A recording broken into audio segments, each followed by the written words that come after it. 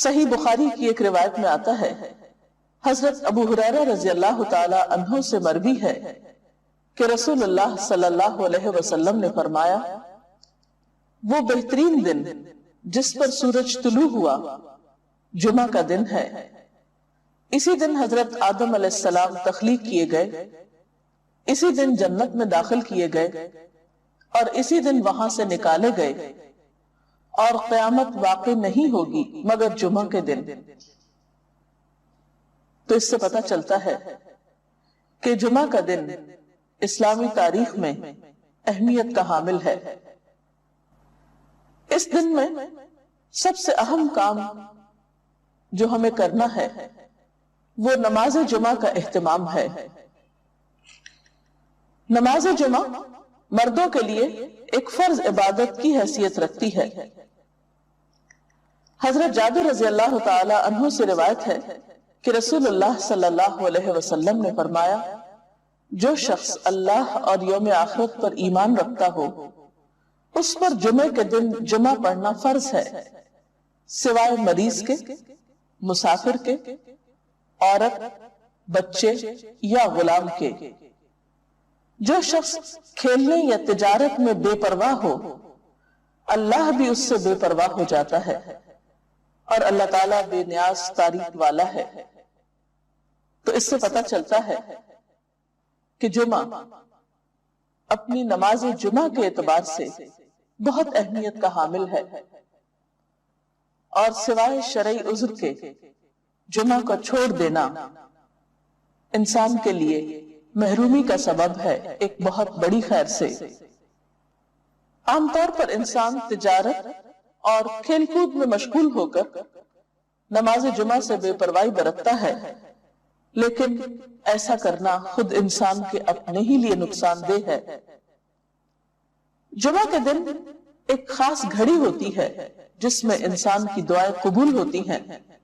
حضرت ابو ہریرہ رضی اللہ تعالی عنہ سے روایت ہے، رسول اللہ صلی اللہ علیہ وسلم نے جمعہ کے دن کا ذکر کیا تو ارشاد فرمایا، اس میں ایک ایسی گھڑی ہے کہ جس مسلمان بندے کو وہ میسر آ جائے اور وہ کھڑا ہوا نماز پڑھ رہا ہو تو وہ اللہ سے جس چیز کا سوال کرتا ہے اللہ تعالیٰ اسے ضرور عطا فرما دیتا ہے۔ اور آپ نے اپنے ہاتھ سے اس گھڑی کے مختصر ہونے کا ارشاد فرمایا کہ وہ بہت لمبا یا طویل وقت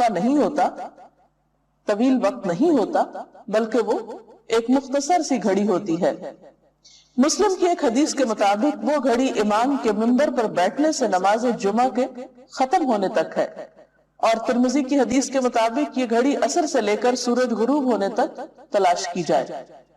اس سے پتہ چلتا ہے کہ یہ دو اوقات خاص طور پر جمعہ کے دن اہم ہیں جن میں اللہ تعالیٰ کا ذکر اور عبادت کی جانی چاہیے۔ نماز جمعہ کے علاوہ کچھ اور کام بھی جمعہ کے دن خاص اہتمام کے ساتھ کیے جانے چاہیے۔ ان میں سب سے پہلی چیز طہارت و پاکیزگی کا اہتمام اور اس کے لیے غسل کرنا۔ حضرت ابو سعید خدری سے روایت ہے کہ رسول اللہ صلی اللہ علیہ وسلم نے فرمایا، جمعہ کا غسل ہر بالغ شخص پر واجب ہے، یعنی اس سے اس کی اہمیت کا اندازہ ہوتا ہے۔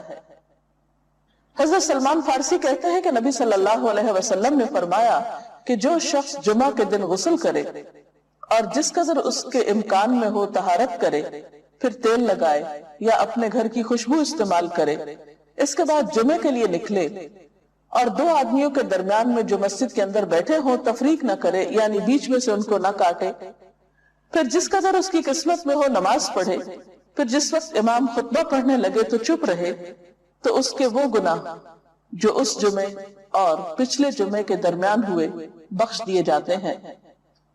حضرت اوس بن اوس سے روایت ہے کہ رسول اللہ صلی اللہ علیہ وسلم نے فرمایا، تمہارے دنوں میں سب سے فضیلت والا دن جمعے کا دن ہے، پس تم اس دن مجھ پر کثرت سے درود بھیجا کرو، اس لیے کہ تمہارا درود مجھ پر پیش کیا جاتا ہے۔ اس کے علاوہ سورۃ الکہف پڑھنا۔ آپ صلی اللہ علیہ وسلم نے فرمایا، جو شخص سورۃ الکہف کی تلاوت جمعے کے دن کرے گا تو آئندہ جمعے تک اس کے لیے ایک خاص نور کی روشنی رہے گی۔ سورۃ الکہف 15ویں پارے میں ہے، اجر و ثواب کے اعتبار سے بہت بہترین صورت ہے۔ اس کی ابتدائی 10 آیات کے پڑھنے والے کے لیے فتنہ دجال سے محفوظ رہنے کی خوشخبری بھی ہے۔ ان آیات کو یاد بھی کر لینا چاہیے۔ نماز جمعہ ایک فرض نماز ہے۔ قرآن پاک میں اللہ تعالیٰ فرماتے ہیں یا ایھا الذین آمنوا اذا نودی للصلاۃ من یوم الجمعۃ فسعوا الی ذکر اللہ وذروا البیع ذالکم خیر لکم ان کنتم تعلمون۔ اے لوگوں جو ایمان لائے ہو، جمعہ کے دن نماز کی آذان دی جائے تو تم اللہ کے ذکر کی طرف دوڑو اور خرید و فروخت چھوڑ دو، یہ تمہارے حق میں بہت ہی بہتر ہے اگر تم جانتے ہو۔ یعنی باقی تمام کام کاج چھوڑ کر عبادت کی غرض سے نماز جمعہ کے لیے مسجد میں حاضر ہونا چاہیے۔ آپ صلی اللہ علیہ وسلم نے نماز جمعہ کی فضیلت بیان کرتے ہوئے فرمایا، جس نے وضو کیا اور اچھے طریقے سے وضو کیا، کیونکہ بعض اوقات ہم تیزی میں وضو کرتے ہیں، کونیاں خشک چھوڑ دیتے ہیں یا پاؤں کی ایڑیاں خشک رہ جاتی ہیں، یا اسی طرح چہرے کو پوری طرح نہیں دھوتے یا صاف نہیں کرتے، تو اس سے وضو صحیح طور پر مکمل نہیں ہوتا۔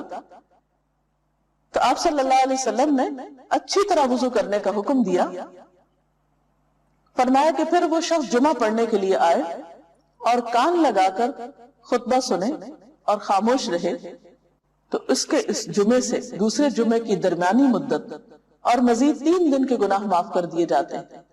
اس میں آپ دیکھ رہے ہیں کہ خاص طور پر خطبے کے وقت خاموشی کا ذکر ہے، کیونکہ اس وقت توجہ کے ساتھ بات سننا نہایت ضروری ہے۔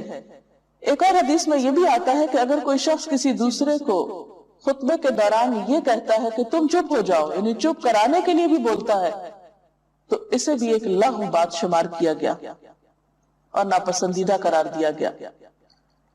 نماز جمعہ نہ پڑھنے والوں کے لیے آپ نے وعید بھی سنائی۔ حضرت ابو ہریرہ اور حضرت ابن عمر سے روایت ہے، انہوں نے رسول اللہ صلی اللہ علیہ وسلم کو اپنے منبر کے تختوں پہ یہ فرماتے ہوئے سنا کہ لوگ جمعے چھوڑنے سے باز آ جائیں، ورنہ اللہ تعالیٰ ضرور ان کے دلوں پہ مہر لگا دے گا، پھر وہ یقیناً غافل لوگوں میں سے ہو جائیں گے۔ اور غافل دل تو پھر ایک بیمار دل ہوتا ہے، انسان کے اپنے ہی لیے تکلیف دہ ہوتا ہے۔